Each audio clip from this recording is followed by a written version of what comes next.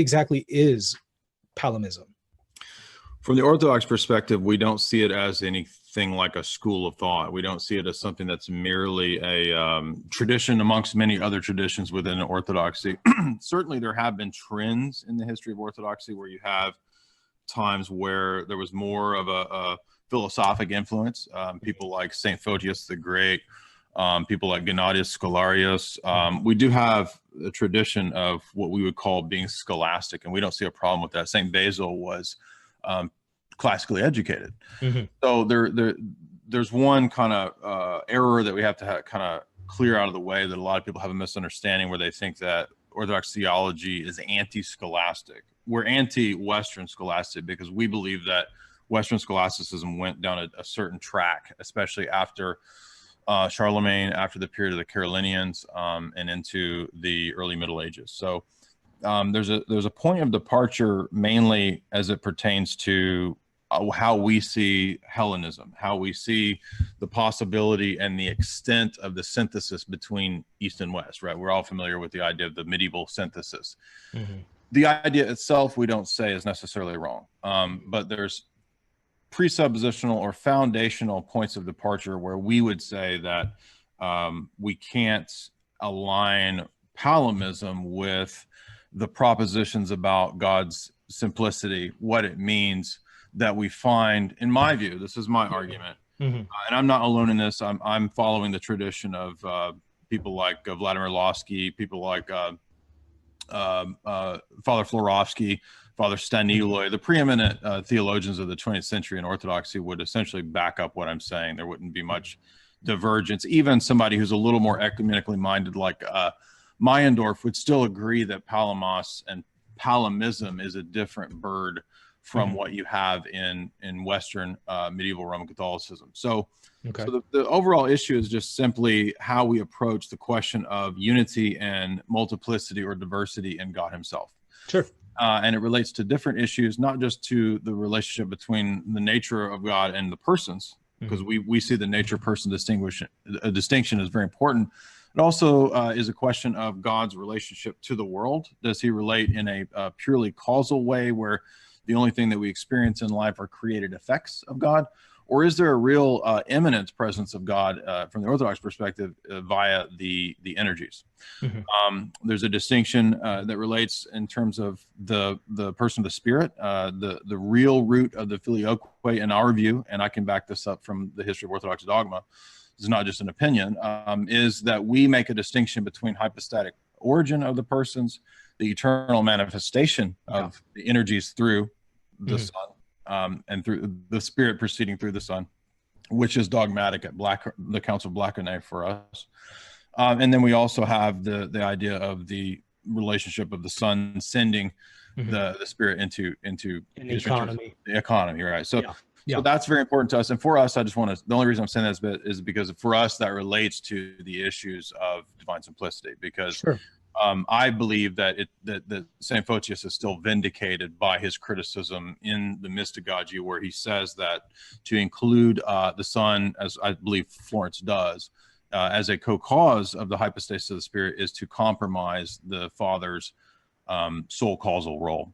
Even though I'm aware of the Vatican clarification of the Filioque saying that the Father is the simplicitor cause, the principal cause, we still see the inclusion of the Son having a role in the production of the hypostasis of the Spirit as problematic. So moving on from that, the issue of created grace relates because it's a big part of the debate that St. Gregory Palamas has with the Barlaymite. And then the issues of Christology, how the uncreated energies deify the humanity of Christ according to St. Maximus, according to the Sixth Council, according to the Confession of St. Sophronius of Jerusalem, and according to Book 3 of Defense of the Orthodox Faith by St. John Damascus. You have an extensive discussion of the uncreated energies and how they relate to Christology itself. So we would see that being compromised. And then lastly, I would point to you could talk about the sacraments and ecclesiology being different on this because of this point from our view, and also beatific vision. We don't believe in the beatific vision because of this same issue. So that's why for us it's so fundamental. Yeah, yeah. And I've come across that. I think you and I spoke a few years ago on Messenger, and we were Okay, yeah. talking actually about the beatific vision, and you were noting some of the differences there because in the East there's an emphasis on the nous, whereas that's not really a faculty necessarily addressed a whole lot in the Correct. West. So, yeah, I recall, you talking about that. I do want to ask, a number of questions about some of the issues that you brought up, but let me Mhm. maybe ask one more, perhaps prefatory question, and that is, um, to me, it seems that um, Eastern Orthodoxy would identify Palamism as dogma. Now, Yes. I'm not saying it's not. I'm just trying to understand how do we determine that it is, just because um, from what I've seen, most people would say, well, it's dogma because the Palamite councils were received universally by the Orthodox bishops. But I've also seen quite a number of other councils, like Jerusalem 1672, Mhm. with the Confession of Dositheus, and there's some things in there that have been, disputed even to the present day, such as the canon, and yet the council has been accepted by all Orthodox bishops, to my knowledge. So, Right. I'm trying to see the consistency here, and how does one determine from the Eastern perspective that it is dogmatic? Again, not saying it's not. I Right. just understand. Well, there's two ways I would respond to that. First of all, you're asking a question about how we know what is dogmatic across the board. So this is really a question that applies to anybody's position. So whether you're Roman Catholic or Protestant or Orthodox, there's the epistemic question of how we know what dogmas are, how we have certainty on dogmas, what is the status of an ecumenical council, and that's a little more complex. I'm fine to go into that. I'd be glad to talk about. There's an aspect of this to which reception theory is true. Mhm, It's not mhm. just on the basis of reception theory, because that's still a little bit vague. Yeah. But in the Orthodox perspective, we come back to the idea of circularity. This will be in the new book that the deacon and I are writing with it. We don't actually have a problem with circularity when it comes to ultimate truth claims. Mhm. So at the fundamental human level, the only way that any of us knows what's true is if, in fact, the Spirit of Christ leads us to know what's true or false. And Yeah. Christ, we would say, I think everybody agrees that Christ did promise to the church the Sure. presence of the Holy Spirit to lead us and guide us into all truth.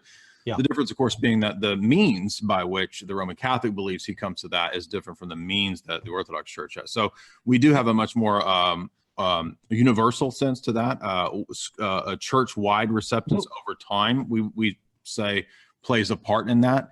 And Okay. we believe that there's not any juridical, objective, empirical way to automatically have a certainty about truth. And the reason that I say that I can prove that is because in actual fact, the Roman Catholic is not in any epistemically privileged position beyond us because of the office of the Pope. And I think that the many years of disputing, debating, the present debates within the Roman Catholic Church prove that it's not as easy an exercise as initially it's conceived up to be. Oh, well, we just have the decision of the Roman Pontiff, and that's how we then know what's true or false, because we have infinite amounts of debates and pages that are written debating about what, in fact, the papal statements themselves mean. And I'm not going to ramble the whole time. I don't want to. I'm not trying to. Well, no, you're good. Let me give you an example of this. So. Mhm.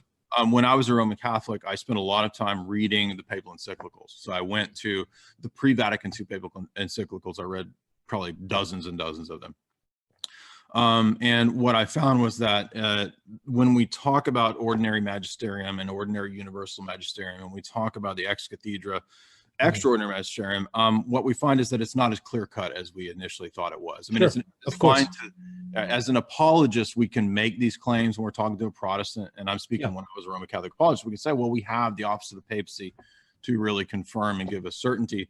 But over time, over the 10 years that I was a regular attendee of the Latin Mass, regular attendee of Roman Catholic Church, I found that this was really not the case, and that it doesn't actually provide what it claims to. Now, that's just a statement about all of us having the same issue of epistemic certainty. I believe that if we get into the actual history and the theology, we see the modus operandi of the church for the first millennium is conciliar, it's synodal. And so that, I think, is one of the key arguments for the Orthodox approach to how dogmas play out. So, for example, for the first 3 centuries of the church, there's not an ecumenical council, right? We have people appealing to different patriarchates, appealing to different bishoprics. We have local synods. We have the Council of Gangra. We have the Council of other local synods that occurred prior to Nicaea. And so we know that the synodal form is normative. And yes, we don't have any problem saying that the Patriarchate of Rome, according to Irenaeus, was doubly apostolic because he says of the presence of Peter and Paul. We don't believe that, Irenaeus is ascribing any special certainty. So long story short, I know we're not here to debate the papacy. I'm fine with debating that eventually, but I'm just pointing out that for us, our position is neither Roman Catholic nor Protestant. You could see, to make it simple, the Orthodox position is kind of being a medium there between, on the one hand, we do believe that the Holy Spirit can guide the individual to know the truth. So we don't deny the role of the Holy Spirit. So you might say, oh, well, but you sound like a Protestant there. That's what a Protestant would say about knowing the truth. But we also don't deny the historic means by which the Spirit which tradition is affirmed by Orthodoxy. Absolutely. Whereas so we believe apostolic succession is necessary. We believe the tradition is necessary. Holy Spirit has to lead us and guide us, obviously. And also one key factor that I think Roman Catholics overlook when it comes to Orthodoxy is the importance of the liturgy. The liturgy, we believe, is the real catechizer of the faithful. That's why we're so zealous to guard the importance of the worship. And I know that traditional Catholics have that same desire. Sure. I'm not knocking that, but the point there is that one of the ways that, for example, Florovsky in his essay on Palamos, his famous essay, he points out that it eventually made its way into the liturgies that we sing on Sunday of Orthodoxy, where we actually affirm Palamism and we anathematize those that don't. So the Sunday of Orthodoxy is triumph of Orthodoxy. And that's where after the Seventh Ecumenical Council, when the iconoclasts were declared heretics, that you have the singing of this gigantic, lengthy anathemas, basically. And it's typically done in when the bishop's present. So even though not every local parish will sing the entire anathemas, it's part of the liturgy. Some of them omit it entirely. Some Orthodox. That's true. That's true. Yeah. So if they're more ecumenically minded, they will omit it. But if you go to a ROCOR Russian Orthodox liturgy where the bishop's present, or at the monasteries, or even the Metropolitan Seraphim of Piraeus, the famous Greek bishop, he will actually read the anathemas, and that he'll even at times include modern things like New Age and Jehovah's. You know what? I was pleased to see the other day when I was reading through the anathemas again that the Masons and New Agers were condemned. So it was actually really interesting to see that, especially given how there's been very much of a backtrack on that when it comes to Catholicism. Catholicism has traditionally been against Freemasonry, but there's just been a whole lot since the post-conciliar church where it's kind of been a reversal on that. Maybe not on an official level, but both certainly I would admit that both the Roman Catholic communion and the Orthodox communion have had the same issue when it comes to the infiltration and relaxation and laxity when it comes to Freemasonry, when ironically both the traditional Roman canon law and the traditional Orthodox canons do explicitly forbid for Freemasonry. Absolutely. Yeah, you're automatically excommunicated if you're a Catholic and you join. And traditionally, that's the Orthodox view as well. I would say, too, if somebody wants to read more just specifically on the topic of the liturgical acceptance of the anathemas of the Palamite councils, there's the famous article that it's called St. Gregory of Palamos in the Tradition of the Fathers by George Florovsky, which is a famous essay. So people can read that if they want more on that topic. Is that in his collected works? It would be, yeah. It's in that. But a lot of times it's hard to find the print version. Those collected works are online for free. They're free, yeah. But the essay there is at Ortho Christian there. It's just called Gregory Palamos, the Tradition of the Fathers. And he'll argue towards the end of the essay about the Synod of 1341, 1347, 1351, and the Tomos of 1285. So the point being is that for us, the fact that eventually sort of made its way into the liturgy shows that it is something that we would consider catechizing the faithful into. Okay. Now, when it comes to, and we also, again, we say that it is so because it's true. Now, there could be other synods that have met, like the Confession of Dositheus or something like this, where we don't necessarily say that everything that's in a synod or a council is infallible. And I mean, even the Roman Catholic view has this perspective as well. For example, when Nicaea too talks about married priests. Of Mhm. course, later the Roman bishop decided that he rejects that canon because it was from the Synod of Trullo.